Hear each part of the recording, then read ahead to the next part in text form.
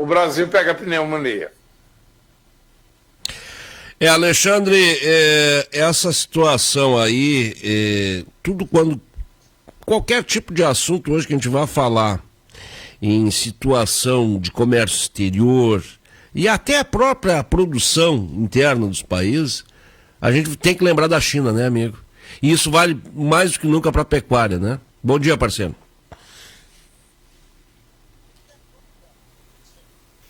Bom dia, Alex. Bom dia, Dr. Osler. Bom dia aos ouvintes. Sim, na verdade, nós temos que partir de um pressuposto. A China hoje é o grande consumidor mundial. Ponto. Existem outros que podem chegar nesse patamar, existem outros que já chegaram e ultrapassaram essa circunstância, mas pela população e a capacidade de produção que eles têm, que já está acima do limite, eles são, vamos assim, eles estão na alça de mira de todos os países que produzem alimentos. E nessa circunstância, nós, enquanto brasileiros, temos que nos dar conta de uma situação circunstancial que fomos agraciados e que nós temos que nos fazer valer desta enorme vantagem. Se nós formos fazer um paralelo, pegando o Mapa Mundi, e nós fizemos um paralelo onde a maior produção, capacidade de produção, que seria entre os paralelos 30, nós iremos ver algo que nos surpreende. Por quê? Porque o Brasil está entre os países que mais extensão de terra possui. Mas, entre os outros países que têm esse mesmo espaço de terra disponível, possuem alguns problemas que nós, felizmente, não temos. Por exemplo, fazendo um comparativo, vamos pegar a Austrália. A Austrália não tem o mesmo PIB que o Brasil, embora as extensões sejam relativamente parecidas, mas lá eles têm um regime pluviométrico e uma reserva hídrica muito escassas. Praticamente o centro da Austrália é desértico. Então eles acabam eles se aglutinam nas zonas litorâneas do continente. E, da mesma forma, a capacidade de produção acaba sendo limitada por isso. E acaba tendo um reflexo na questão da mão de obra. A mão de obra lá é muito cara. Vamos pegar um outro país, a própria China, por exemplo.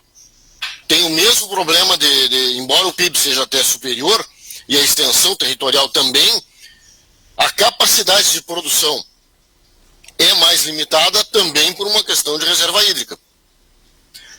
Mas vamos puxar, sei lá, Canadá e Estados Unidos, por exemplo. Eles não têm problemas de reserva hídricas, não. Tem um PIB superior, sim.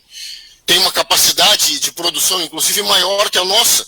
Os Estados Unidos, embora não tenham o mesmo contingente no rebanho brasileiro, o Brasil tem mais gado do que nos Estados Unidos, a produção de carne deles suplanta a nossa.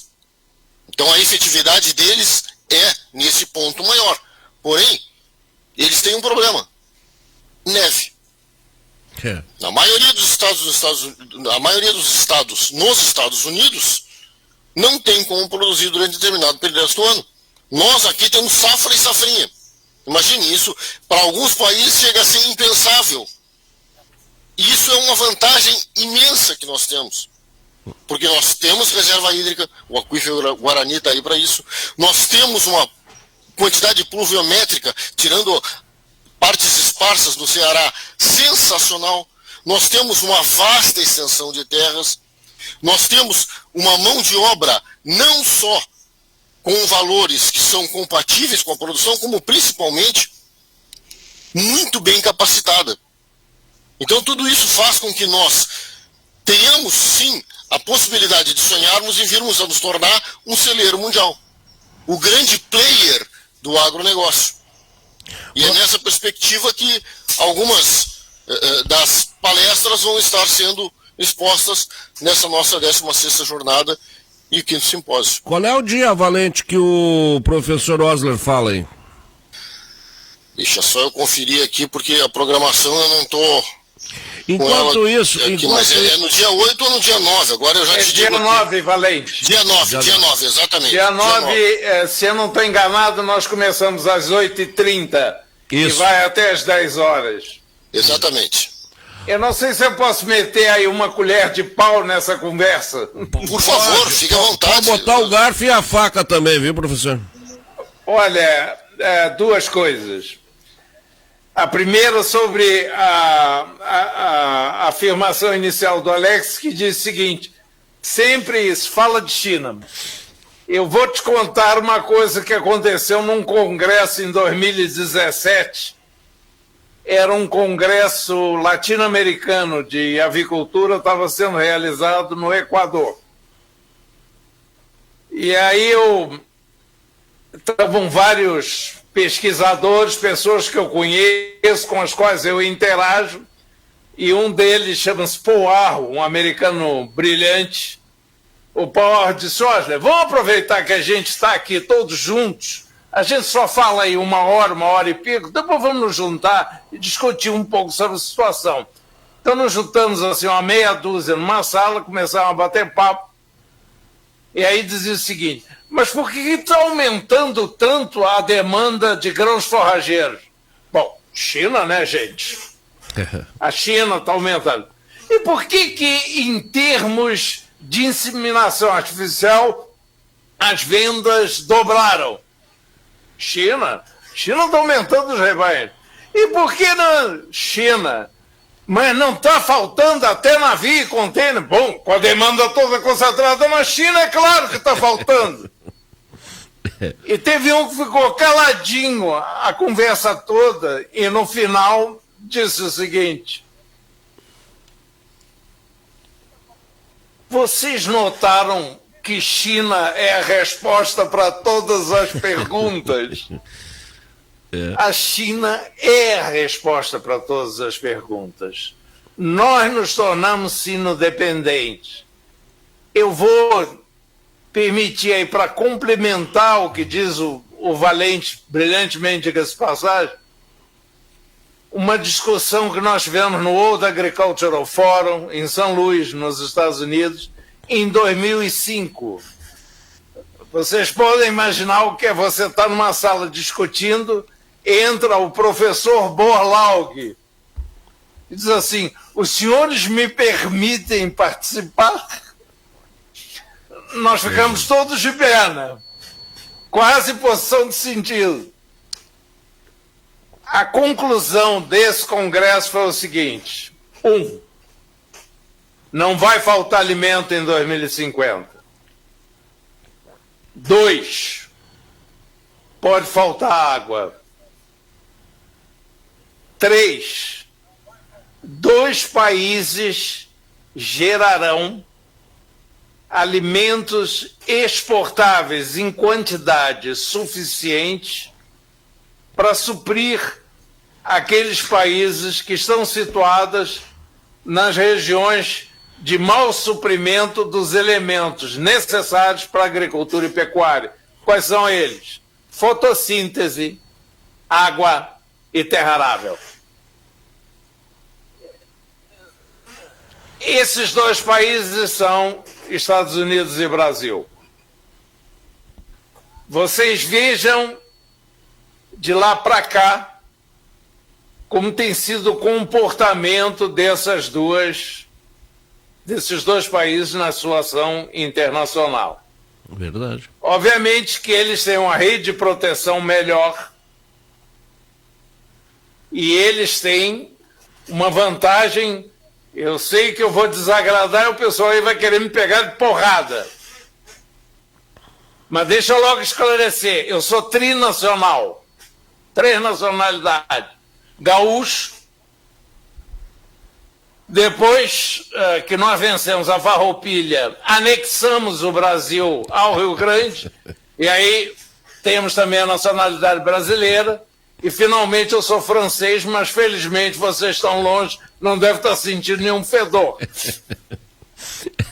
E aí não é considerado racismo, sabe? Dizer que a gente não toma banho não é considerado racismo. Não, Mas é deixa eu bullying. dizer, de todos os nossos condições, nós temos, e vou agregar, Valente, além da terra arável, 12% da água, nós temos 90 milhões de hectares sem mexer no bioma amazônico. Agora, com o risco de comer um pouquinho dos pastos. Que terra arável é um recurso finito no mundo. Você sabe quanto existe. Você não vai conseguir multiplicar. Vejam quanto custava a terra. Vamos aí botar nas novas fronteiras agrícolas, Mato Grosso. Quanto custava há 10 anos, há 5 anos, há 2 anos, 1 ano e hoje? Preço é assim. Então, isso nós temos ainda. Água, nós temos 12% das reservas do mundo. Nós temos clima favorável, mas além disso, nós temos a melhor ciência de agricultura e pecuária tropical do mundo. Só que isso tudo nos faz imbatíveis, mas nós somos uma potência agrícola, agropecuária, uma potência do agronegócio, situada num país que não conta internacionalmente. Você pode dar qualquer porrada no Brasil que você não tem retaliação.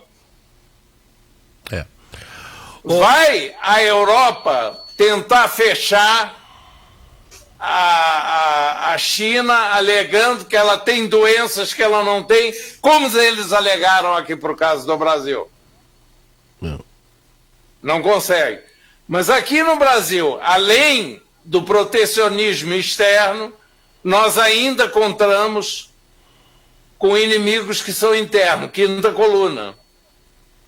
Veja o desastre que fizeram com aquela carne fraca.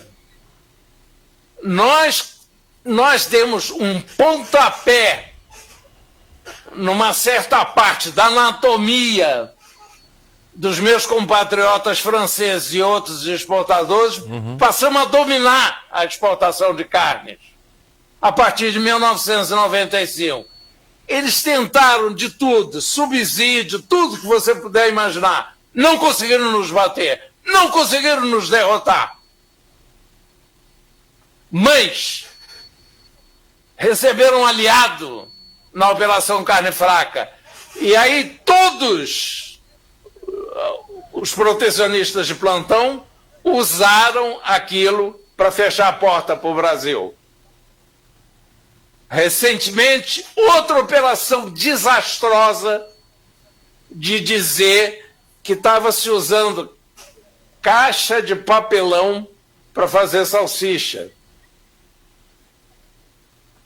Olha aqui, eu não me incomodo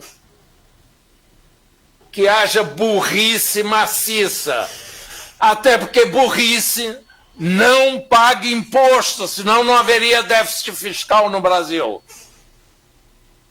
Agora, eu só peço que deixem a gente trabalhar. Não façam o jogo dos outros. Se vocês não querem ajudar, não nos atrapalhem. Desculpem. A carne fraca foi emblemática, né? A carne fraca foi aquela divulgação em massa, e aqui a gente também faz um meia-culpa da própria imprensa também, né? Que divulgou de forma, e eu falo na grande mídia também, né? Que tem uma abrangência muito forte, o suficiente até para causar esses rebuliços, e claro, o concorrente adora isso aí, foi bastante usado.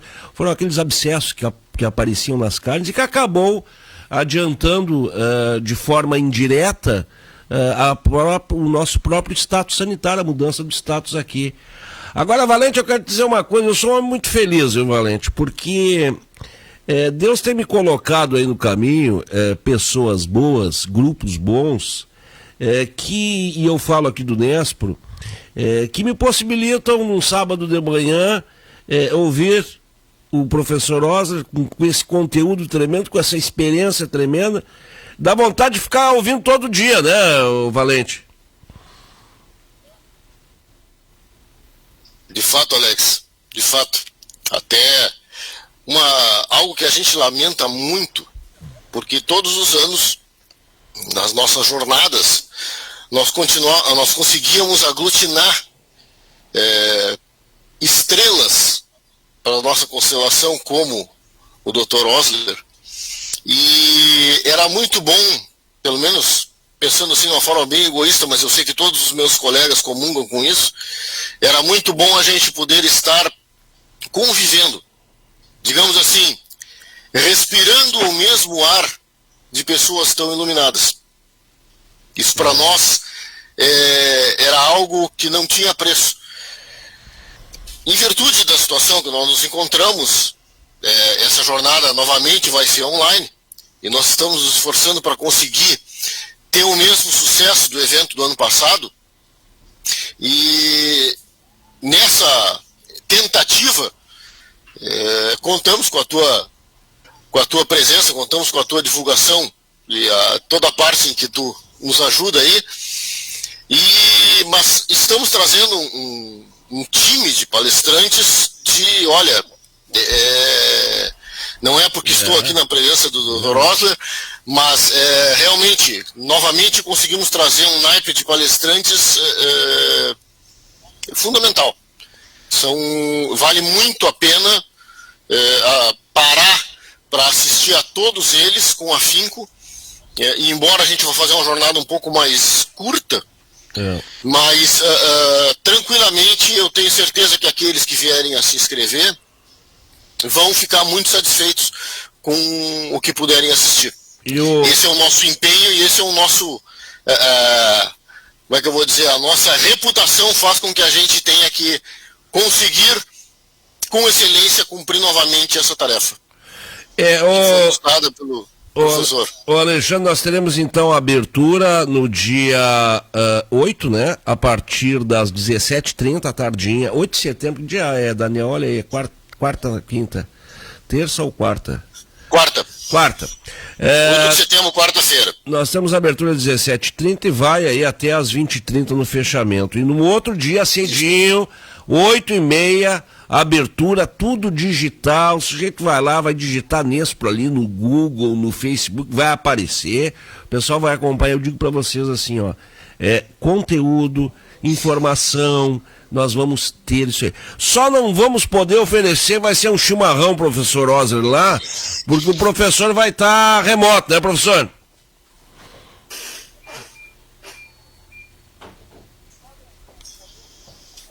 Tem delay, né? Infelizmente sim, meu cara. Eu vou estar remoto, não vai ser dessa vez. Eu de vez em quando preciso ir ao Rio Grande para recarregar a bateria, para ter coragem para a cada porrada que a gente leva, e mesmo tendo pouca pólvora e a pouca que nós temos tá molhada, a gente não deixa de pelear, não. E basta aí, a minha mulher, eu sou casado com uma japonesa. Ela, quando vai para o Rio Grande, ela fica me olhando assim, ó, abre o olho. Eu mudo. Assim que eu puder, vou aí para os pagos. E eu quero tomar um chimarrão com o senhor, se Deus quiser. Nesse período a gente vai poder tomar chimarrão. Um abraço para vocês, muito obrigado aí pela presença no programa, Alexandre e Osler, e estaremos juntos aí na jornada, acompanhando e aprendendo um pouquinho mais. Isso aí foi só um spoiler do que o professor vai trazer lá para nós, né? Essa batida de mesa só foi inicial aí. Um abraço para vocês, bom fim de semana. Bom fim de semana a todos. Alex, eu posso fazer uma referência só rápida aqui? Claro. As nossas inscrições ainda estão abertas, basta ingressarem lá no site do Nespro, vocês já podem acessar, e inclusive para aqueles acadêmicos que estão acompanhando o Nespro e quiserem participar submetendo resumos, ainda estão abertas o prazo de submissão até segunda-feira, dia 30. Então ainda é uma oportunidade aí do pessoal publicar num evento de naipe internacional. Perfeito. Abraço, Rosler. Um abraço para vocês, muito obrigado pelo convite. Foi um prazer estar com vocês. 8h56, temperatura na casa dos 14. Esse é o Conexão Rural. Tem informação que o Henrique Dornelles se desligou do Conselho Deliberativo do IRGA, ele que foi o homem que pediu a reunião, convocou essa reunião. Daqui a pouco a gente tem mais informações, assim como também vamos trazer uma matéria especial que fiz ontem, lá em Porto Alegre, na sede do IRGA, durante essa reunião, e também protesto dos servidores. Mas nós temos ainda o Nestorzinho, como dizem os amigos. Temos o Zé Carlos Pires e temos também, vamos falar com o Carlos Chimeigo aí na segunda parte do programa. Mas agora nós temos um intervalo porque a gente tem que faturar, né? A lojinha tem que ganhar. Já voltamos.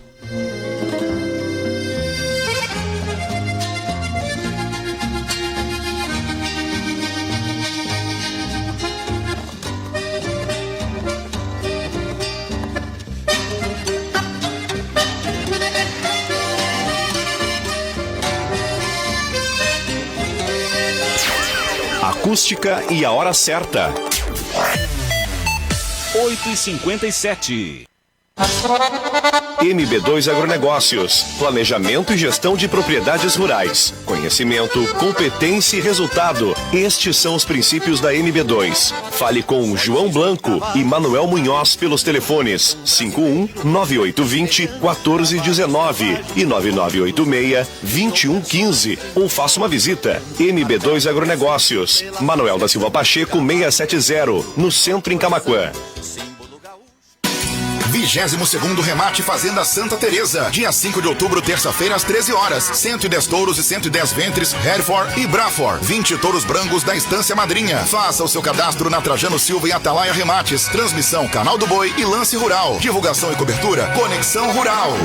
Médico veterinário Vinícius Copes atua na área de reprodução, clínica e cirurgia de bovinos. Diagnóstico de gestação com ultrassonografia, inseminação artificial em tempo fixo e vacina de brucelose. Atendimento em Camaquã, Arambaré, Tapes, Cristal, São Lourenço do Sul, Chuvisca, Dom Feliciano e Cerro Grande do Sul. Plantão 24 horas para emergências. Dr. Vinícius Copes atende pelo telefone 999424435. Sempre à disposição do amigo produtor rural.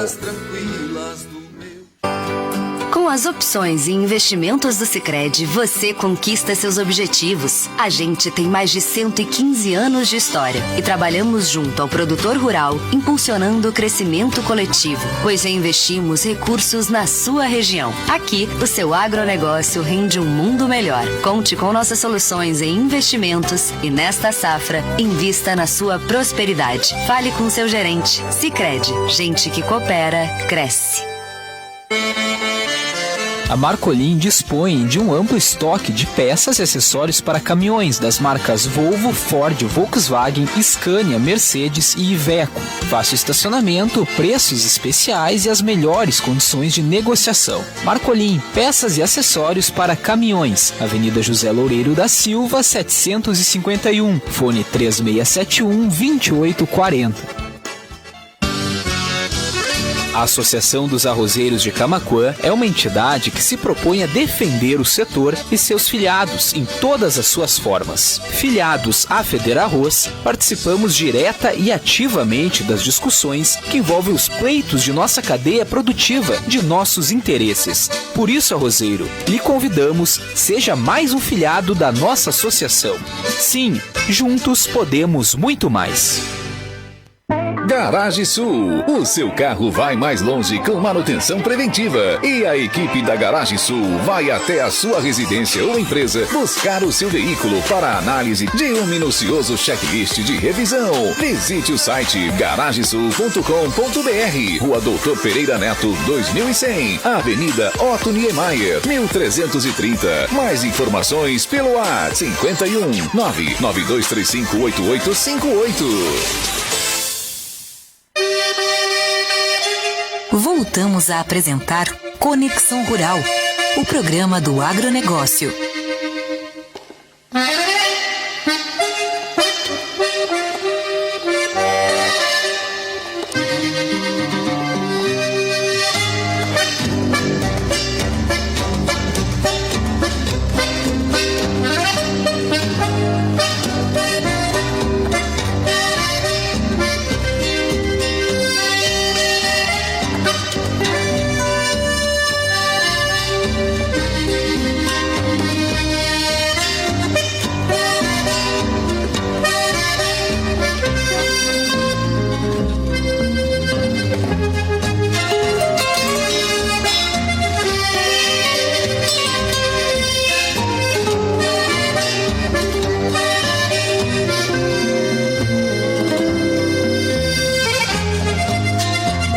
Vamos lá.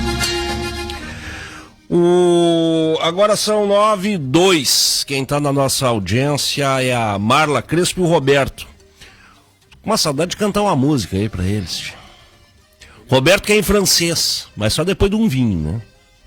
Só depois de um vinho para ter graça. O Rafael, o Silvinho tá perdido. O Silvinho tá bem perdido. Silvinho é no YouTube tu ouve bem aí, tranquilo. Um abraço pro meu amigo Egon. Vamos fazer o seguinte então.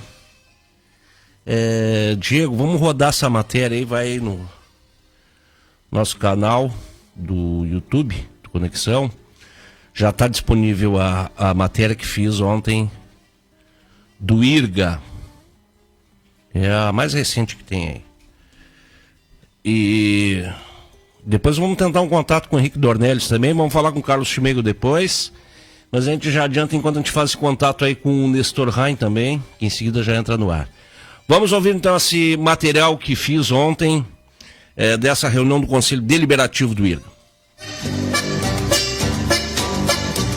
Uma reunião por vezes extensa, mas produtiva. Do lado de fora da sala, onde estavam os conselheiros, um protesto silencioso, porém marcante dos servidores. A tarde desta sexta-feira foi longa na sede do Instituto Rio Grandense do Arroz, cujo futuro depende de ações que exigem urgência. O diagnóstico, assim como as soluções, para evitar o afundamento definitivo da quase centenária autarquia, são familiares. A questão é, afinal, quando os remédios irão começar a serem aplicados? Foi para obter respostas que o Conselho Deliberativo convidou o secretário estadual de Planejamento, Governança e Gestão, Cláudio Gastal. Na reunião, ele detalhou o plano de ação do governo para recuperar o Instituto, sob o direcionamento de 100% da taxa CDO, que é a contribuição dos arrozeiros ao IRGA, como querem os produtores e servidores. Gastal foi claro. O governo concorda e se compromete, desde que haja um bem elaborado planejamento de gastos. Eu fui designado pelo governador Eduardo Leite para tomar frente nessa repensar do IRGA a partir da questão da taxa CDO e da indicação da taxa CDO dos 100% para o IRGA. Essa é uma decisão tomada do governo do Estado, no sentido da destinação, mas o que nós vamos discutir agora é o como e o que fazer. Ou seja, eu sempre coloco que, se nós estamos falando em aumentar o aporte, ou se aumentar o recurso que é colocado no IRGA, eu tenho que pensar com uma cabeça bastante voltar para o mercado, ou seja, qual é a taxa de retorno que nós vamos ter, tanto em produtividade, tanto aumento, tanto de venda, consumo, e com isso o aumento da própria arrecadação do Estado em termos de impostos que se mobilizam. Ou seja, tem que ser feita uma discussão pragmática. Eu acho que muitas vezes nesse tipo de discussão a gente se perde com coisa, tem que ser pragmática, ou seja, decisão é essa, vamos por esse caminho, agora nós temos que parar, sentar, começar a enfrentar problema por problema, soluções por soluções e buscando. Eu pessoalmente acho que uma boa surpresa aí é o quanto o setor, né, toda a cadeia do arroz, ela tem o IRGA em grande conta, um carinho pelo IRGA, então está disposta a dar tempo, paciência, para que nós possamos juntos buscar a solução. Portanto, acredito sim, tenho meu compromisso, meu comprometimento, minha disposição e disponibilidade, e também do próprio governador Eduardo Leite da solução encaminhada. E por que a integralização da CDO é tão importante? Fiscal por quase 30 anos do recolhimento da taxa junto às indústrias, o servidor aposentado Luiz Rogério dos Santos explica o mecanismo. A taxa CDO, o contribuinte é o produtor de arroz no estado do Rio Grande do Sul. O substituto tributário, que é a indústria de arroz. Então nós fiscalizamos as indústrias, tá, da receita que eles descontam do produtor, que é onde a receita principal do IRGA, do Instituto Rio Grandense do Arroz. Ele é cobrado hoje um percentual da UPF, que é 3,292%, tá, da UPF, que hoje é 0,70 centavos, independente do valor do arroz. Ele é cobrado pela unidade. Então, a unidade que, a partir daí, sim que é recolhido a taxa CDO, por saco de 50 quilos. O IRGA hoje, esse ano, tem uma receita de 100 milhões, provável, de taxa CDO. Então, é o único órgão do Estado que tem uma receita própria, que praticamente tem um superávit de 50% dessa receita. E tem que voltar para a oricultura, né? Voltar para a lavoura de arroz, para o oricultor. O pesquisador Sérgio Lopes foi um dos que atenderam o chamado do Sindicato dos Servidores da Autarquia e foi a Porto Alegre mostrar a sua insatisfação. Para ele, é inadmissível que um órgão com receitas próprias e superavitário esteja nessa situação. Eu completei esse ano 37 anos, estou quase com 38 anos de serviço e lhe confesso, sinceramente, que é uma das piores fases que nós vivemos ao longo de todo esse período. Porque, além do descaso, o que a gente tem observado é sempre propostas vazias, de certa forma não verdadeiras, para postergar a situação que se arrasta, então, como já dissemos, há vários anos. O Instituto Rio Grandense do Arroz, ele é uma organização que apresentou ao longo de toda a sua história aí de 8 décadas um resultado tremendamente positivo no desenvolvimento da oricultura no estado. Nós tivemos excelentes ganhos de produtividade, de qualidade, tanto que hoje domina toda a produção no continente americano. E nós não entendemos, realmente não entendemos, porque o IRGA hoje tem uma arrecadação mais do que suficiente para tratar dignamente os seus servidores, com salários compatíveis com o mercado, com o nível de qualificação que nós temos. E, infelizmente, o que a gente observa, o que a gente enxerga é um descaso desproposital, porque os resultados são positivos. Na prática, então, uma reintegralização meio que imediata da taxa CDO e uma esperança já, de repente, para janeiro, quem sabe, uma melhoria salarial dos servidores? Não, na verdade nós estamos, qualquer afirmação, nós estamos discutindo hoje, neste momento, a questão. Primeiro, uma decisão tomada de no orçamento de 2022 você ter destinado para ações do IRGA, não no orçamento, 100% da taxa CDO. E a partir desse ano nós começamos a trabalhar alternativas que possam fazer frente à questão dos servidores, mas sem nenhum tipo ainda de decisão tomada, porque tem que se fazer conta. Eu brinco que o grande problema da matemática ela é exata, então nós temos que espancar os números no sentido, né, para ver o que é possível dentro dos limites, dos espaços que nós temos. Satisfeito pela resposta dada ao chamado pelos colegas, o presidente do Sindizirga, Michel Kelbert, diz que a situação dos servidores chegou a um ponto crítico. Estamos mais uma vez reunidos em busca do nosso reajuste salarial. O IRGA, desde que o concurso foi instituído em 2011, tem o mesmo salário. Então a lei que instituiu o IRGA não alterou até hoje, os salários são os mesmos. Vamos fechar 10 anos sem reajustes, sem as promoções que deveriam ter ocorrido em 3 anos. Então estamos mais uma vez lutando. Não adianta ter o prédio novo, né? Precisamos de aumento salarial. E repito, temos colegas que recebem R$ 1.200 há 10 anos. Eles têm que receber um completivo do governo estadual, porque é menos que o salário mínimo do estado. Então vamos seguir nessa luta. Temos colegas técnicos horizícolas que ganham R$ 1.800, Alex. Então a luta vai continuar e nós não vamos desistir até que venha um realinhamento salarial para todos, inclusive para os nativos. A insatisfação é crescente, Alex. Cada dia eu vejo mais gente se engajando no movimento, vários colegas se associando no sindicato, porque é o único caminho que a gente tem para avançar, para conseguir conquistar alguma coisa. Então convoco a todos os servidores do IRGA que se unam ao nosso movimento e vamos unidos chegar ao nosso objetivo. Salários baixos que fizeram com que o IRGA perdesse, nos últimos anos, brilhantes profissionais da área técnica. Cargo vago também na parte de cima da hierarquia. 90 dias sem presidente, quase 90 dias. Existe já algum nome do governo para essa nomeação? Na verdade, eu disse aqui para os conselheiros, eu não entro na discussão de nomeações, isso, aquilo. Meu papel é um papel como secretário de Planejamento, Governança e Gestão de pensar a busca da eficiência da gestão, da governança. Então, acredito que isso está sendo encaminhado internamente no governo, acredito que nos próximos mais 2 semanas a gente deve ter um encaminhamento disso, mas não posso me comprometer com nada, nem falar, então, porque eu não participo desse tipo de discussão, mas acredito que o governador Eduardo Leite está consciente das necessidades de mudanças, das alterações, o secretário da Casa Civil, Arthur, também, hoje mesmo eu conversei com ele no almoço, para que nós façamos esses encaminhamentos o necessário, porque nós precisamos de inteligência para pensar esse futuro.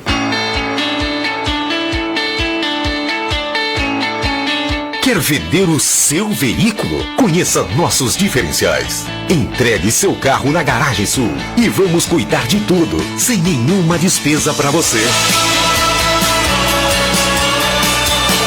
Na Garagem Sul, avaliamos o seu veículo, tendo como foco o valor justo para o vendedor e para o comprador. Temos parceiros qualificados para revisão mecânica completa, retoques e ajustes que forem necessários.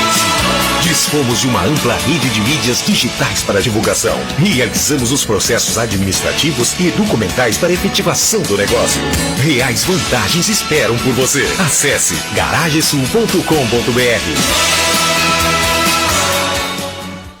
Agora são 9h12, 9h12, daqui a pouquinho no programa irá estar falando conosco aqui o Henrique Dornelles, conselheiro do IRGA, e também o João Batista Gomes, ele que é diretor do Instituto Rio Grandense do Arroz, diretor administrativo, né, do IRGA. Ontem houve esse pedido de afastamento do Henrique e daqui a pouco a gente estará falando com eles. Eu quero mandar um abraço para o Anderson Beloli, advogado da Federarroz, que também está na nossa audiência, trabalhando e nos ouvindo. Mas eu quero dar um bom dia agora para o meu amigo Carlos Chimego Moreira, que está aqui conosco. Desde já, Júnior, quero te agradecer por essa renovação de parceria do Conexão Rural com a Serve Uniaselv, que vem a cada novo mês, a cada novo ano crescendo, e isso nos orgulha bastante. Bom dia. Bom dia a todos os ouvintes. É um prazer, uma satisfação estar aqui nesse programa tão renomado. E nós, da Uniaselv, do Grupo Serve, ficamos muito felizes de poder estar participando e agora de forma mais efetiva neste programa, podendo falar deste ramo tão importante, né, proeminente e promissor, que é o agro. A Uniaselv também, que já há muito tempo traz cursos na área do agro, porque como se fala, né, em todas matérias, sempre se vê que o agro não para, e quando se fala que não para, não é porque ele não para só de trabalhar, ele não para de evoluir, de crescer e de ter o seu desenvolvimento. É sempre um dos ramos de maior desenvolvimento, sempre trazendo cursos novos, tecnologias novas. É a área que mais cresce em termos de tecnologia, desenvolvimento e também de oportunidade de negócios. Então hoje cada vez se traz mais pessoas para dentro do agro, mas não para trabalhar necessariamente com o pé no campo. O agro, ele movimenta uma roda muito grande, a agroindústria. Então, quando se fala do agro hoje, nós pensamos em toda a cadeia do agronegócio, não mais no fazendeiro, porque até né? Quem estuda conosco sabe, tem as disciplinas de fundamentos de agronegócio, enfim, que nem se usa mais o termo fazendeiro, hoje é o empresário rural, né? O fazendeiro hoje já é considerado justamente o que ficou no antigo, quem se preocupa na quantidade e não na produtividade, não é a quantidade e sim quanto custa para produzir cada grão, cada cabeça. Então aí entramos com todos os cursos novos e que Camaquã hoje e toda a nossa rede já oferta engenharia, gestão de agronegócio, as engenharias todas, né, que hoje o agronegócio vai envolver, como nós temos a engenharia elétrica, se precisa levar energia para o campo cada vez mais, com painéis solares, enfim, diversas outras formas. Engenharia mecânica, toda a mecanização hoje da agroindústria, questão da engenharia civil, obras de melhoria, a questão do engenheiro agrônomo, então, ou seja, todas essas áreas que nós já oferecemos que são voltadas ao agro. Na verdade, o Brasil, né, como sempre falamos, é o país do agro, todas as nossas áreas acabam volta e meia esbarrando no agro, né? Carlos, eu quero te convidar para permanecer conosco aí para depois a gente fazer mais um comentário. Hoje o programa tu viu que está bem movimentado, né? Mas agora eu quero chamar o Dr. Nestor Rain, por seu comentário semanal, que nos alegra muito toda a semana aqui, nos traz sempre boas informações, às vezes nem tão boas, né, doutor? Mas são informações. Bom dia. Bom dia, Alex. Bom dia a quem estiver aí no estúdio e a todos os que acompanham o nosso programa, nossa Conexão Rural. Estou aqui na Federação da Agricultura, estamos reunidos aqui, alguns presencialmente e a maioria dos nossos mais de 100 sindicatos pela rede, para discutir as questões ligadas ao 7 de setembro e a movimentação de produtores que ocorrerá aí com muita força. E o meu comentário hoje é sobre isso, sobre o 7 de setembro, sobre o protesto dos produtores e sobre o STF e o julgamento da questão indígena, que começa no dia 1º/9 com as sustentações orais dos interessados e que estão lá, a Farsul está lá como amicus curiae, junto com outras entidades e junto com a CNA. Esses assuntos se misturam na seguinte medida, Alex e ouvintes. Há uma forte repulsa por parte dos produtores em geral em relação à atuação do STF, que age fora de suas prerrogativas constitucionais e que vive uma guerra contra o presidente da República. De outra banda, o presidente da República e o seu governo têm sido extremamente proativo com o agronegócio, e os produtores desejam manifestar o seu apoio vamos dizer assim, ao presidente da República nessa cruzada que o STF, sem dúvida, vem empreendendo contra ele. Isso não há nenhuma dúvida, há uma guerra aí, e que o presidente também aceitou, também com o pedido de impeachment do ministro Alexandre de Moraes. Essa guerra está aí aberta e temos as comemorações de 7 de setembro. Então, esse assunto é importante. Nesse interregno, ainda antes de 7 de setembro, teremos o julgamento da questão indígena. Já foi derrubado o marco temporal da questão quilombola. Não há mais marco temporal na questão quilombola, o que é gravíssimo, porque a reivindicação pode ocorrer em qualquer lugar onde houver um laudo de antropólogo firmando esta possibilidade. Não é mais em áreas que detinham posse quando da promulgação da Constituição de 88. Na questão indígena, teremos um julgamento bastante complicado, muito difícil. Já sabemos de votos contrários do ministro Fachin, do ministro Lewandowski, também a tendência da ministra Rosa Weber também votar contra a manutenção do marco temporal, ou seja, todas aquelas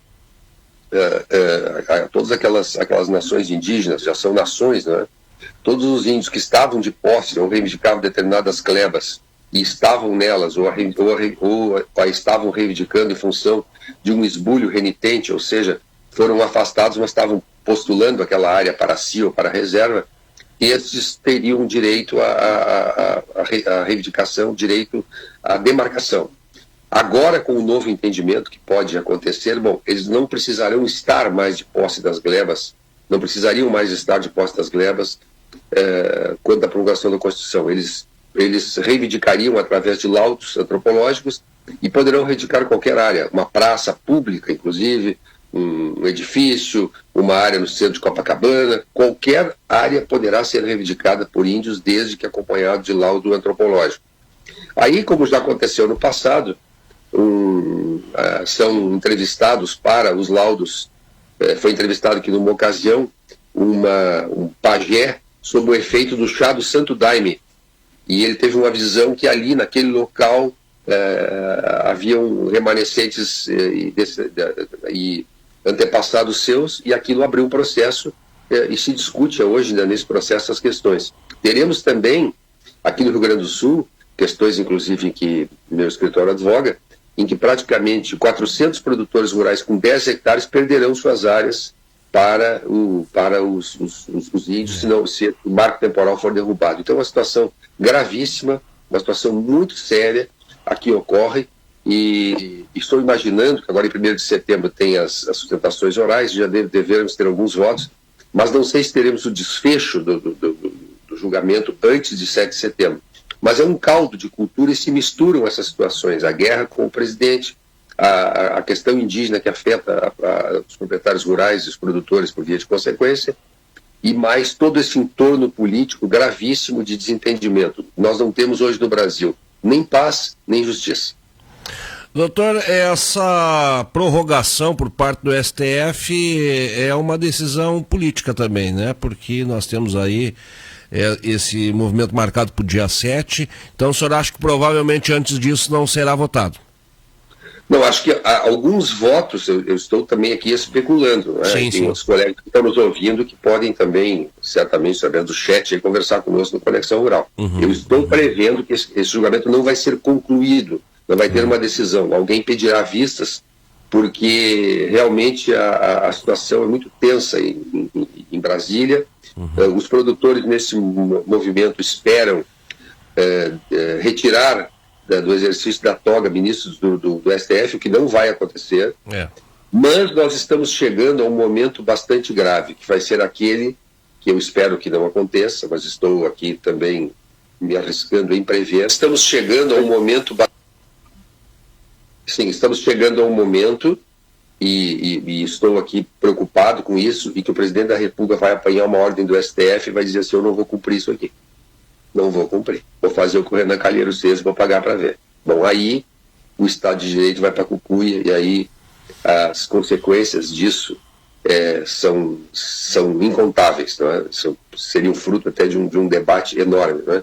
Mas nós estamos chegando ao ponto deste impasse, o que é uma coisa muito grave para a democracia, que, como disse, nós temos que viver em paz para podermos trabalhar, podermos ter a nossa vida normal, e nós precisamos de justiça. Não temos nenhuma coisa, nem outra. Então é um momento delicado da vida nacional, e precisa haver muito juízo de todos para nós passarmos por esse trânsito aí que é muito sério e de consequências imprevisíveis.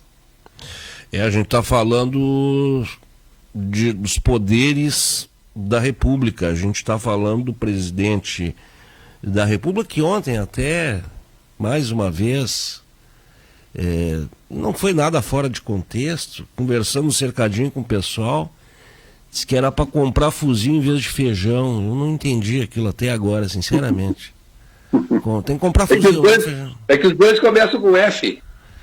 É impressionante, sabe? É impressionante o nível de bobagem. Às vezes eu acho que o presidente Jair Bolsonaro, ele tem umas lacunas, uns vazios de sanidade mental. Só pode ser isso aí. Sabe que é impossível. Agora, doutor, para a gente descontrair um pouquinho, o senhor falou no Santo Daime, o Filipão tomou um chá de Santo Daime quarta-feira lá, que o time voltou numa outra vibe, acabamos levando 4. Eu tô triste até agora, meu amigo. Eu fui ao jogo e foi o primeiro jogo que eu fui presencialmente depois do fechamento em função da pandemia. Então o Gabigol te mandou aqueles 5. Mandou, me abanou. E é uma experiência ruim um estádio vazio, sabe? É uma coisa assim, meio deprime a gente. Mas o primeiro tempo do Grêmio foi muito alvissareiro. O Grêmio marcou de cima o Flamengo saiu para o intervalo do jogo desnorteado, bravo e batendo cabeça. Bom, eu imaginei que o Grêmio voltaria com aquele mesmo ímpeto de marcar, e o Grêmio resolveu primeiro, jogar um pouco mais e afrouxar a marcação, mas até aí tudo bem.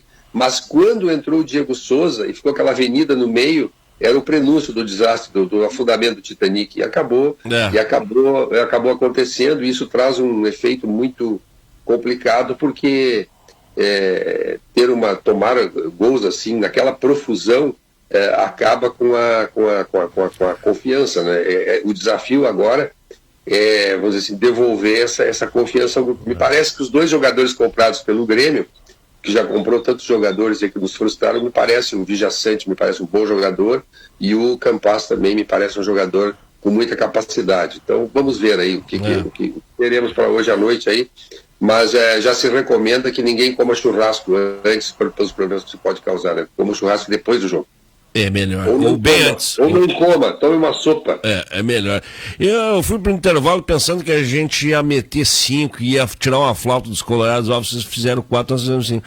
Aí quando eu vou, no meio do segundo tempo, eu tava com medo de levar 7 e não fazer nenhum, que é pior.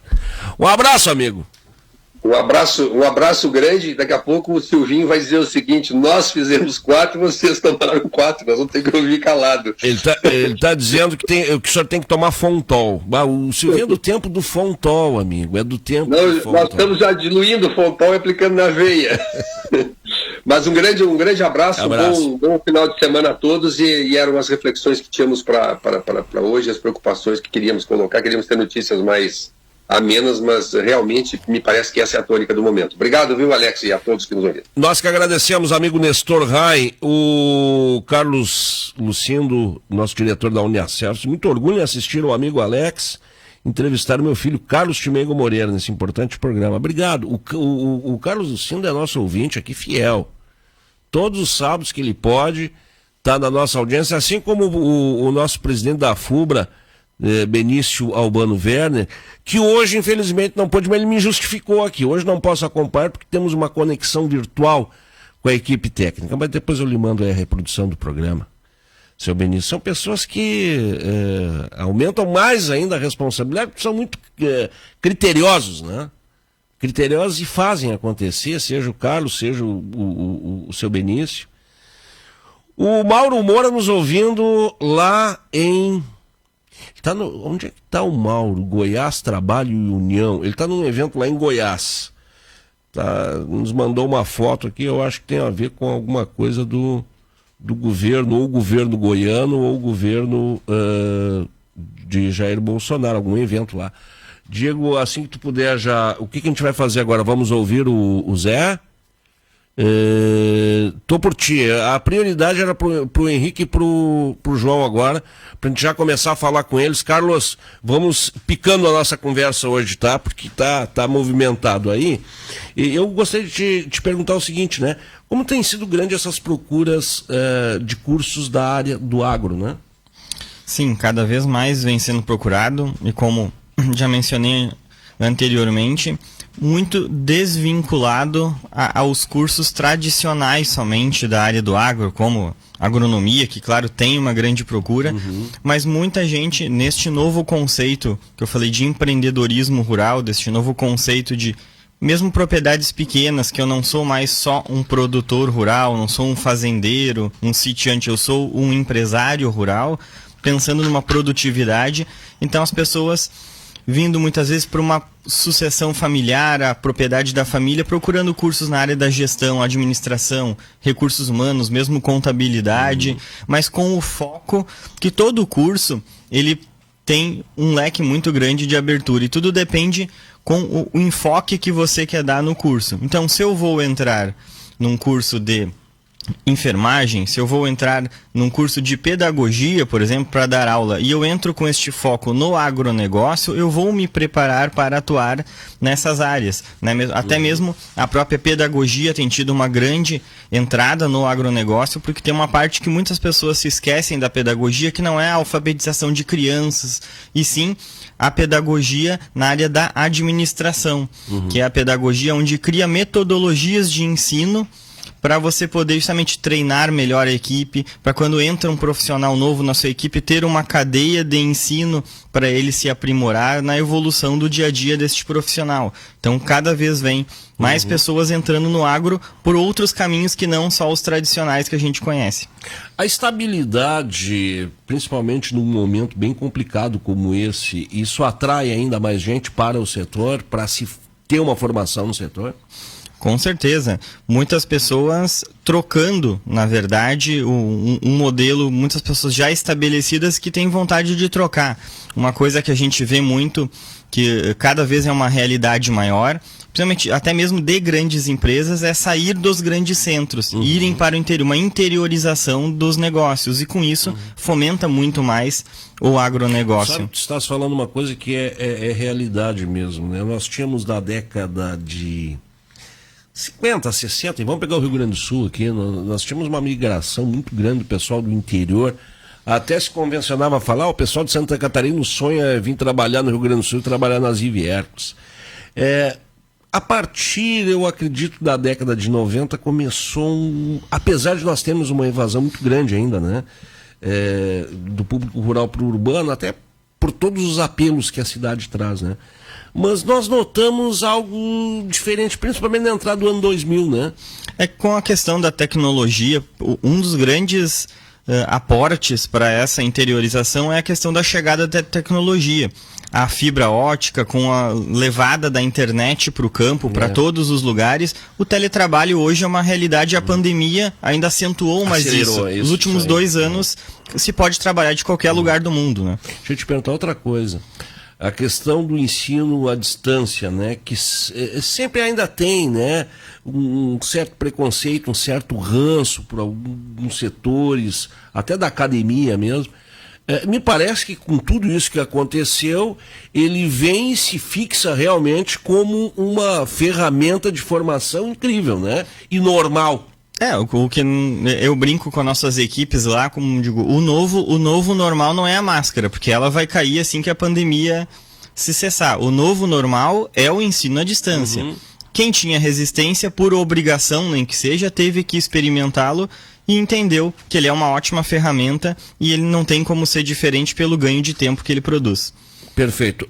Já está aí conosco o Henrique. Vamos chamar o Henrique, depois entra o João, é isso? Bom, tá, então, Henrique Dornelles, ex-presidente da Federarroz, conselheiro, agora ex-conselheiro, pediu a saída ontem do IRGA. Gostaria que tu falasse os motivos. Tem sido polêmica aí nos grupos, aí o pessoal, o que aconteceu com o Henrique, o que houve?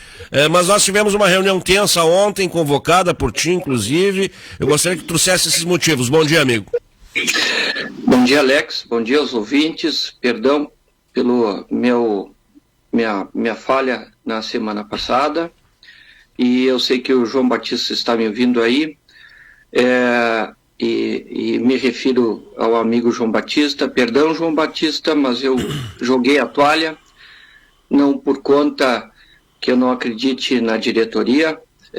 Me pareceu que vocês, e eu tenho certeza que vocês estão extremamente empenhados a pelo menos manter essa instituição, que é o IRGA, ainda flamando, nem que seja de forma bastante discreta. Mas eu fracassei, e fracassei por 3 mandatos. Eu fracassei no governo do PT, fracassei no governo do PMDB, e agora sinto que fracassei no governo do PSDB. O senhor secretário ontem é um homem muito habilidoso, uma série de qualidades, e eu de fato eu acredito na sua intenção. Eu só não acredito que isso vá dar novo resultado, ou resultado diferente que nós tivemos nos últimos tempos.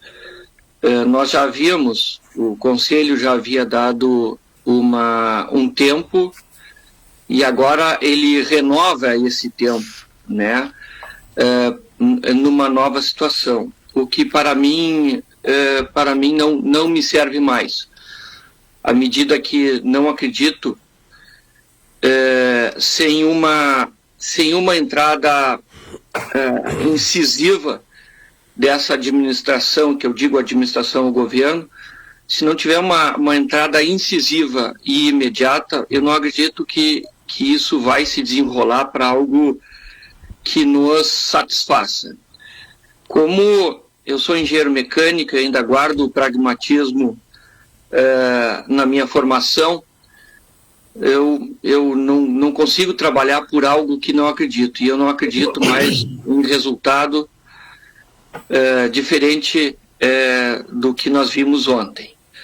Além do mais, no aspecto individual, porque me direcionei também aos amigos de outros grupos, que eu só falo agora no IRGA no aspecto individual. Eu vou tomar as minhas atitudes que referem-se ao meu negócio e dos meus sócios, né? Porque, infelizmente, e pedindo perdão de coração, com o coração amassado, esmigalhado, pedindo perdão aos servidores do IRGA, no qual me serviram e servem ainda ao setor, mas, de fato, eu não quero carregar esse 1%, 1,5%, talvez até 3% em relação ao custo variável, é bastante para uma atividade, né? É verdade que isso pode piorar, é verdade, mas isso pode nos levar a um amadurecimento também, eu enxergo assim, à medida que vários produtores poderão se organizar, assim como os produtores de algodão do estado do Mato Grosso, do Brasil, na verdade, a Abrapa, né, se organizaram e fundaram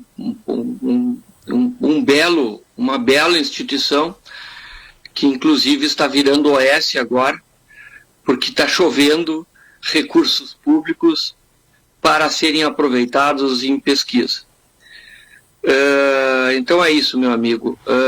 Infelizmente o IRGA não cumpre minimamente com os seus objetivos, então é por esse motivo que eu resolvi me desligar, e até para não parecer um jogo duplo, falar uma coisa ou me abster durante uma reunião e fazer outra em outras instâncias, né? É isso, amigo Alex. Ô, João, o João é produtor também, eles têm mesmo o dialeto, né? O dialeto do campo, né? Mas o João Batista Gomes agora está como diretor comercial do Instituto Rio Grandense do Arroz, e claro, torcendo, assim como o Dornelli sempre torceu, por uma situação que venha realmente a resolver estas questões aí. Ontem nós tivemos a presença do Cláudio Gastal, secretário de Planejamento, Gestão e Governança do Estado, ele que foi nomeado para essa comissão de trabalho, esse grupo de trabalho pelo governador. A pergunta é a seguinte, João, o que te faz levar a acreditar que a conversa e o compromisso ontem de Gastal não foi mais um de tantos até agora que não se resolveu? Bom dia, bem-vindo ao Conexão, amigo.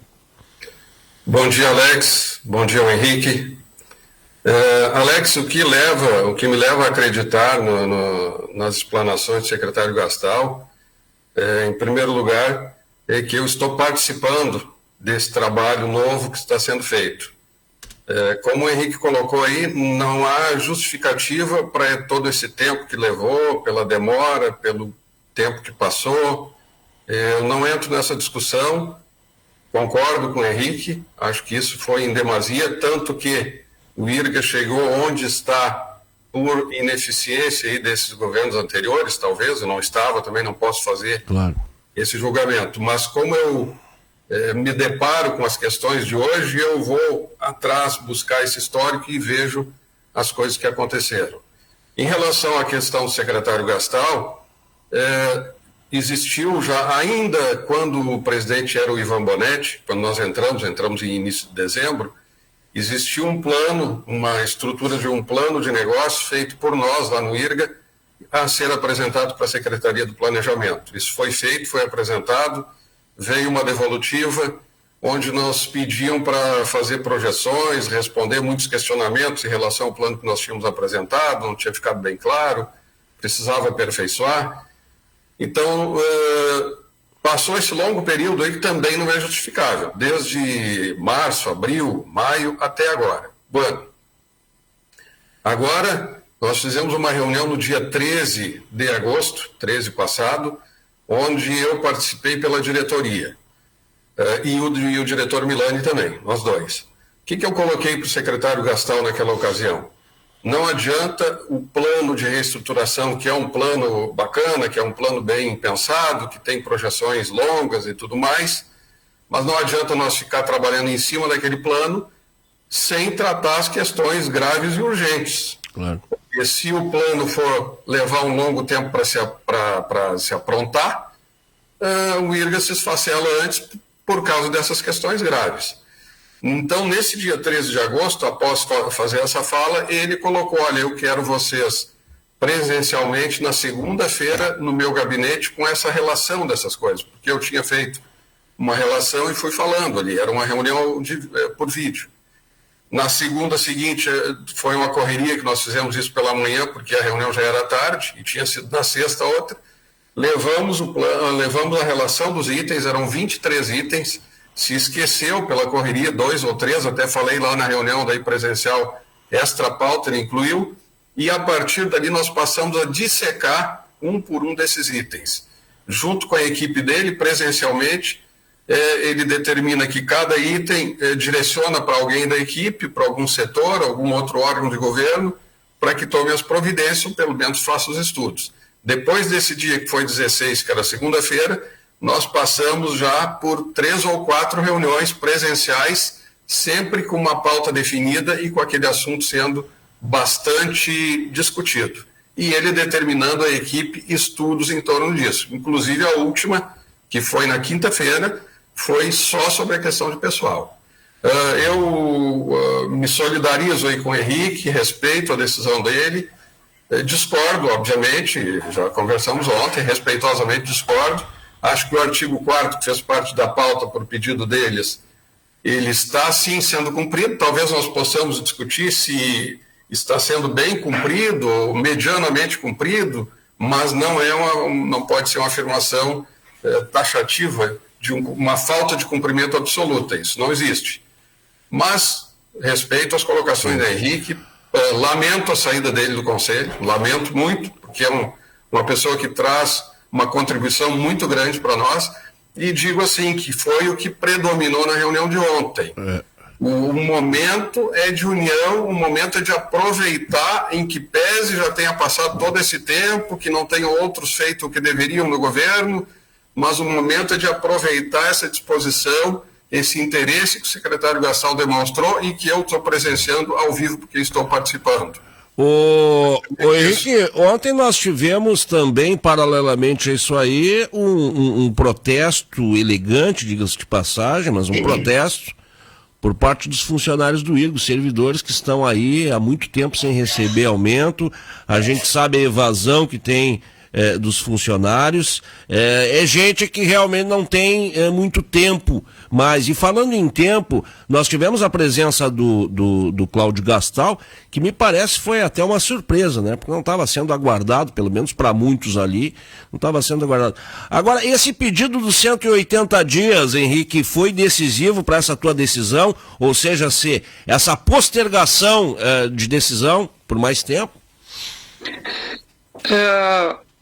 Vamos lá, eu acho que é o seguinte, eu tomei uma iniciativa, agora não consigo me recordar qual foi, o que motivou, e acabei escrevendo um artigo, eu acho que até havia te enviado. Eu li, ficou muito bom. E aquele artigo, evidentemente ele mexeu com os conselheiros, era justamente esse objetivo, não só com os conselheiros, mas também com os produtores, né? E depois desse artigo, não sei se coincidente ou não, só depois dele veio o documento do governo. Ou seja, é ação e reação, Alex. E depois aquilo ali já me deu uma certeza de que estariam simplesmente agindo após uma ação nossa, né? O secretário Gastal não me causou surpresa a elegância de como ele conduziu a reunião, até pela sua experiência, né?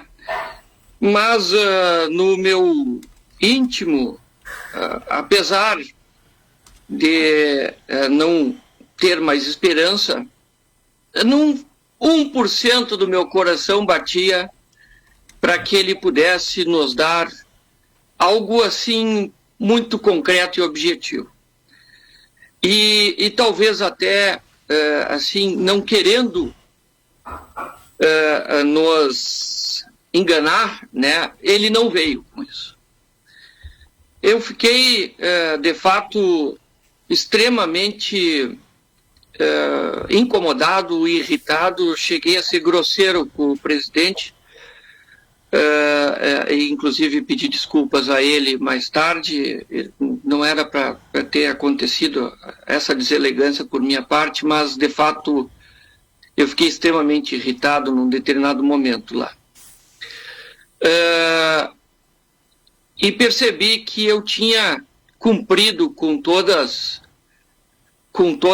o que havia possível, que eu podia contribuir, e até com alguns objetivos pessoais, mesmo que frustrado, eu havia cumprido mais uma meta, porque estaria nessa ata do IRGA essas inconsistências, essas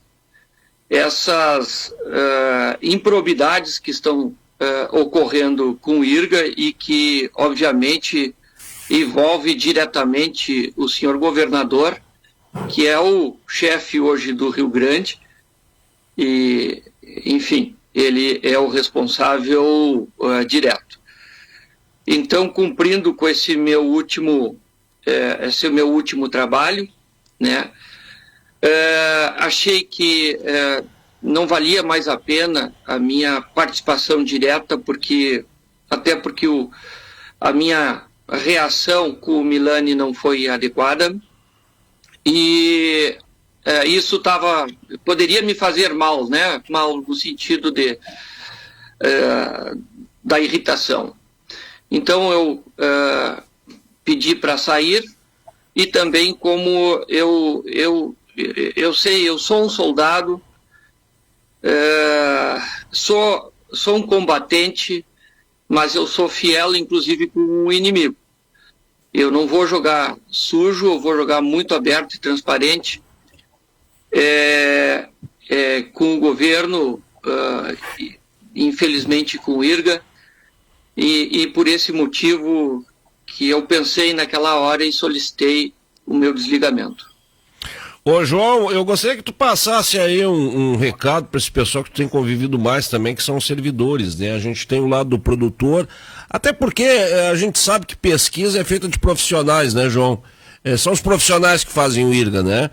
Ontem, na entrevista que eu fiz com o Gastal, ele falou, eu pedi prazos também para ele, sem saber o que estava acontecendo lá na reunião, no final, eu pedi prazo. Ele falou em 2022, ele falou no orçamento de 2022, e falou também que a contrapartida para essa imaginada integralização da CDO seria um planejado orçamento onde se colocariam todos os custos de forma bem minuciosa do IRGA.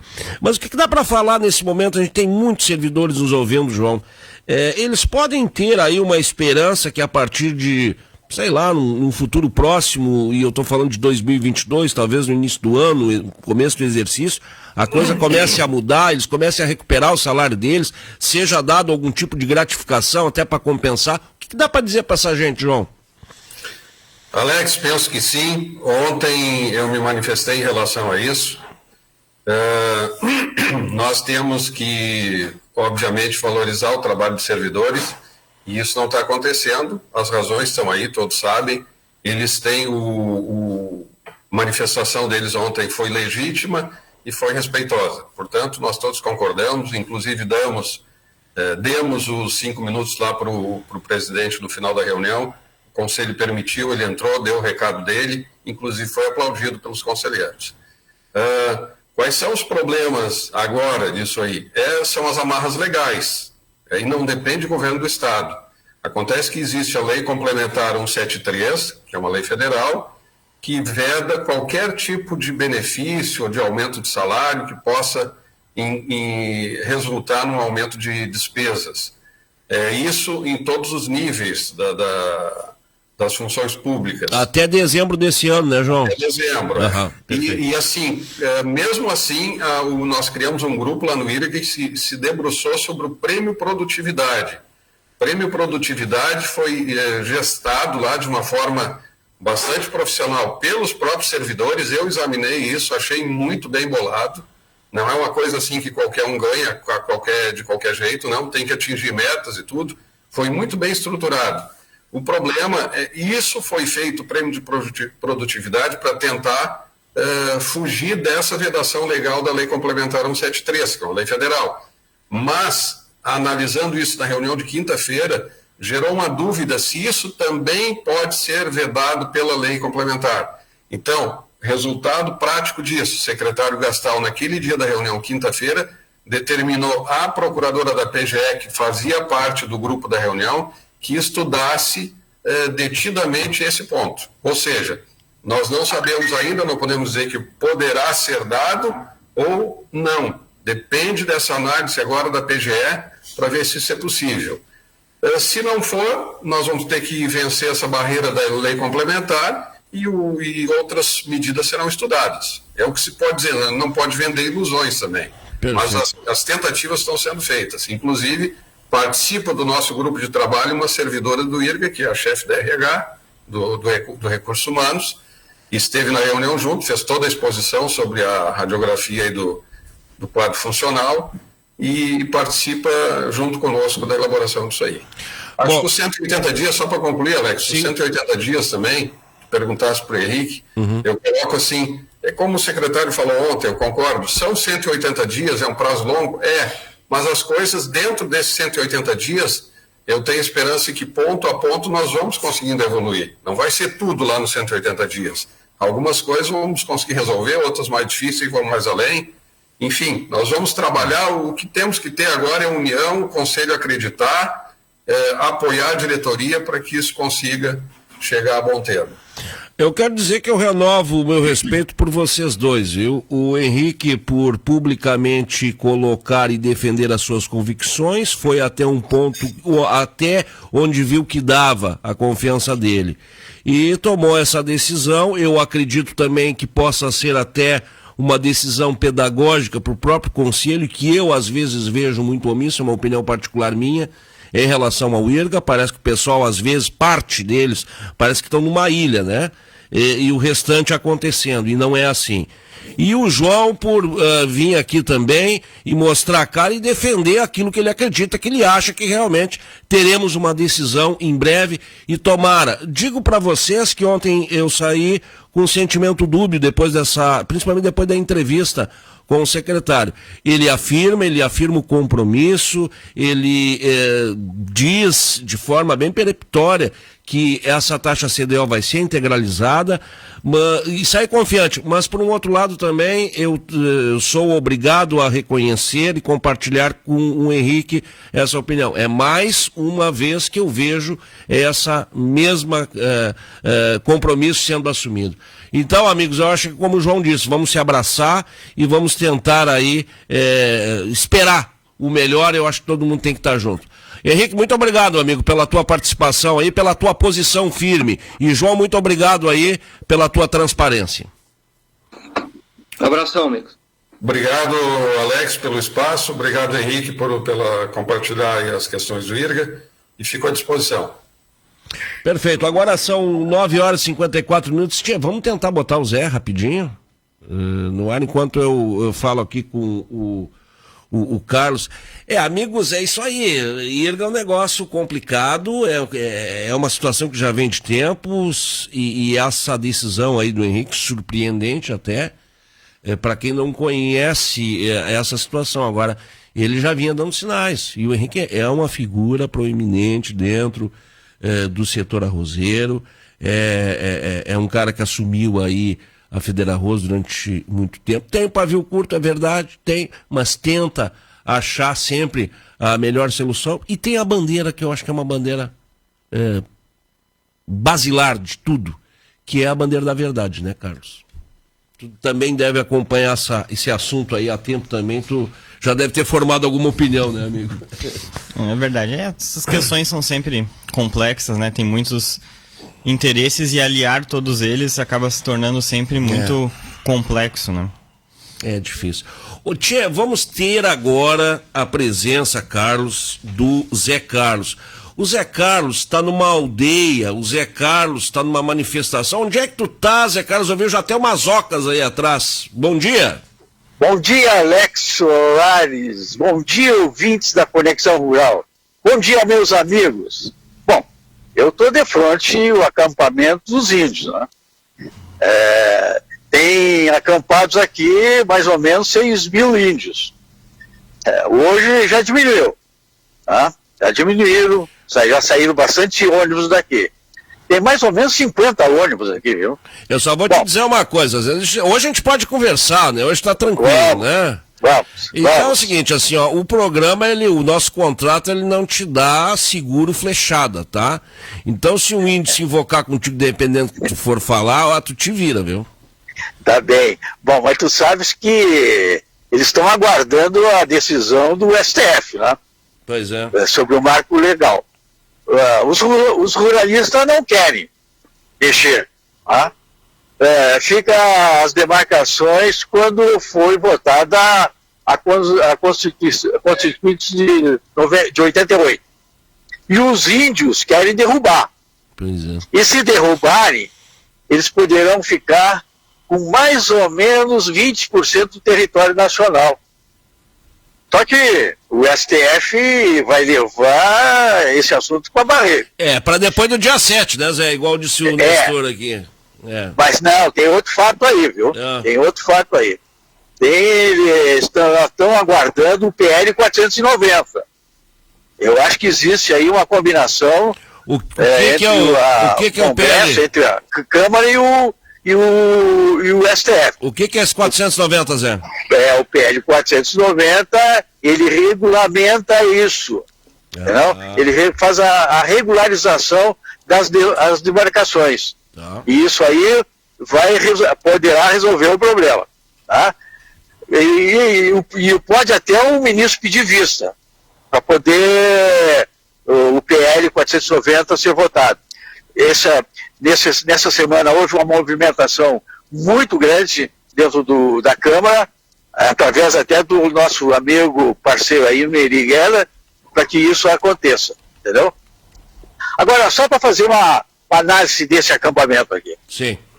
É uma cidade de lona. Tem de tudo. Tem até índio. Tem até índio aí, Zé? Pois é. Tem cozinha organizada, ambulatório, tá? Tem mais ou menos uns 50 ônibus aqui. Veja só, quanto é que custa isso? Aguardando índio. Né? E outro detalhe, tem índio de todo jeito, né? Tem índios e índias de verdade. Tem, né? Agora, vi índio com camisa de grife. E com iPhone. E outra coisa, Alex, eu vi índios de mini saia aqui, viu? Isso não pode. Pois é. E aí eu te pergunto, quem é que está pagando isso aí? É uma organização, né? Eu acho que tem algumas ONGs atrás disso aí, viu? Eu acho que... Mas enquanto isso, a arrecadação de julho bateu o recorde. 171 bilhões de reais. Tá? A Conab mostrando os números para a safra de 21-22 e anunciando que podemos chegar a 289 milhões de toneladas, que é bem perto do que a ministra pediu, né? A ministra pediu 300 milhões, mas está perto. E o Banco Central, né, com a votação que houve nessa semana, passou a ter autonomia, sem vínculo político. E para terminar, política. Com todas essas confusões, o circo da CPI continua. Quem assiste, né, os interrogatórios ficam apavorados, Alex. Né, com a falta de respeito que principalmente o relator tem com a testemunha. Ô Zé, eu acho que também é o seguinte, essa CPI ela está se desgastando nela própria, porque é sempre mais do mesmo, né? Mais do mesmo, não tem novidade, não tem título. Exatamente, não tem exatamente isso. E outra coisa, o relator Renan, ele tripudia, né? Ele faz narração da vida da testemunha, coloca em dúvida até a vida empresarial, não? O senador ele não tem essa autoridade para fazer isso. Ô Zé, os produtores de feijão devem ter adorado aquela frase do presidente ontem no Cercadinho, que tem que comprar fusível e não comprar feijão. Deve ter adorado, né? Esse é o grande problema do nosso presidente, né? Ele às vezes fala demais. Se ele tivesse mais serenidade, ele teria tirado, nós poderíamos tirar maior proveito. Ele poderia também tirar maior proveito. Tá? Agora, ainda dentro da CPI, Alex, o presidente Osmar Aziz, né, ele tem que explicar por que ele não traz os governadores e os prefeitos para serem ouvidos. Tá? Eu na CPI eu virei fã, foi da Simone Tebet, viu, Zé? Ela é muito firme, né? Aquela mulher podia ser candidata a presidente, hein, Zé? Não tem ainda. Não tem para isso? Não é a vez dela. Não é a vez dela. Mas vai ser, hein, Zé? Vai continuar sendo a terceira via, uma talvez do PSDB, que é um partido muito forte, né? E é São Paulo. Não esquece que São Paulo hoje e sempre foi um instrumento de muita pressão política. É a força, né? É a segunda força, depois do Brasil é São Paulo. Pega todo o Brasil, toda a força política do Brasil, pega o PSDB, por exemplo, o partido do Eduardo Leite, tu vai pegar São Paulo, é São Paulo que decide. Portanto, o Eduardo Leite não será candidato à presidência, será o Dória. Eu acho que vai ser o Dória, porque o Fernando Henrique, também que comanda a grande parte do PSDB, já deu seu apoio. Isso aí já faz parte das articulações. Muito bem. Ainda para terminar agora mesmo, eu quero te dizer que o circo da CPI termina esse mês. Dia 16, né? É o relatório. E outro detalhe, né? Agora nós temos que aguardar o que vai acontecer 7 de setembro, data da independência. O Exército, olha aqui, Alex, deixa eu te dizer, o Exército não quer confusão, ele não pode ser provocado. Tá? Nota-se que o Legislativo já recebeu o recado, não passem do limite, a corda está esticada. Tá? As próximas votações no STF e no Congresso é que vai dar o norte do 7 de setembro. Tá? Vai ter muita gente na rua. Muito bom. Muito obrigado, Alex. Até sábado que vem, se Deus quiser. Nós que agradecemos, Zeca. Olha, foi uma conversa boa hoje. O Diego tá brincando aqui, disse que o problema todo era quem mexia no botão aí em Brasília, viu? Eu tenho que pedir desculpa para o Daniel e para o Diego, viu? E para ti. Imagina, Zé. Porque houve realmente uma falha minha. Estamos aprendendo juntos, amigo. Um grande abraço para o fim de semana. Eu tenho idade ainda para aprender. Muito bom. Tá, guri? Tu é um índio novo ainda. Agora são 10 horas e 3 minutos. Só um breve comentário sobre 7 de setembro. Uso dos nossos valores patrióticos para uso político tem que ser questionado, né? Então estou vendo muito aí verde, amarelo, verde, amarelo, verde, amarelo. Não esqueçamos de uma coisa: o que está se lidando aí é com permanência ou troca de poder. Então, pátria é uma coisa, governo é outra. Eu estou vendo muita confusão nisso aí. O pessoal tem que saber separar o que é uma coisa da outra.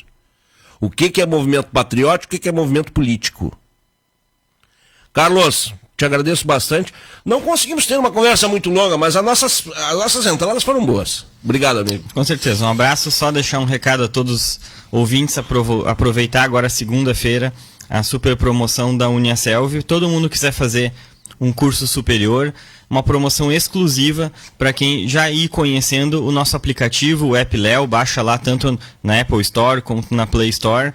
Só botar Uniaselv, vai aparecer o App Léo. Quem fizer a matrícula direto pelo nosso aplicativo vai ganhar 2 mensalidades grátis, as 2 primeiras mensalidades, e 40% para todo o curso, para qualquer um dos cursos da Uniaselv. Perfeito, e a gente vai ao longo dos programas aqui divulgando e conversando com o pessoal da Uniaselv. Bom fim de semana para ti, para tua família e para o meu amigo Carlos Lucino também. Obrigado. Os vencedores que eu fiquei devendo, daqui a pouco tá o Alberti aí. Hoje tem entrevista do Alberti com o prefeito, é isso? Mas Alberti, hein? Lila Franco Telecheia, os homenageados com a entrega da medalha Paulo Brossard.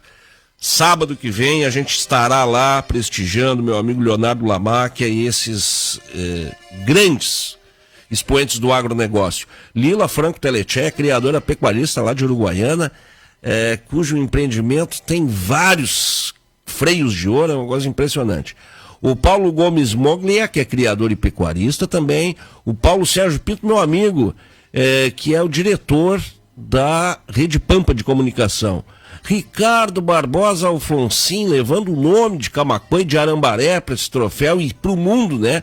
Sempre que o seu trabalho aparece. O Valério Stampfi, comandante militar do Sul, e o Ranolfo Vieira Júnior, vice-governador do Rio Grande do Sul, entrega da medalha Paulo Brossard, 17h30, sábado que vem, que nós já estaremos lá, na Expo Inter, Conexão Rural e Rádio Acústica FM. Diego, obrigado pela companhia, o Danielzinho também, ao Carlos e a todos que participaram do programa.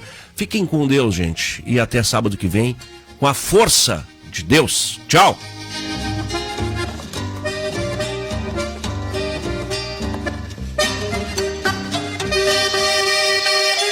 Você ouviu aqui na Acústica Conexão Rural, o programa do agronegócio.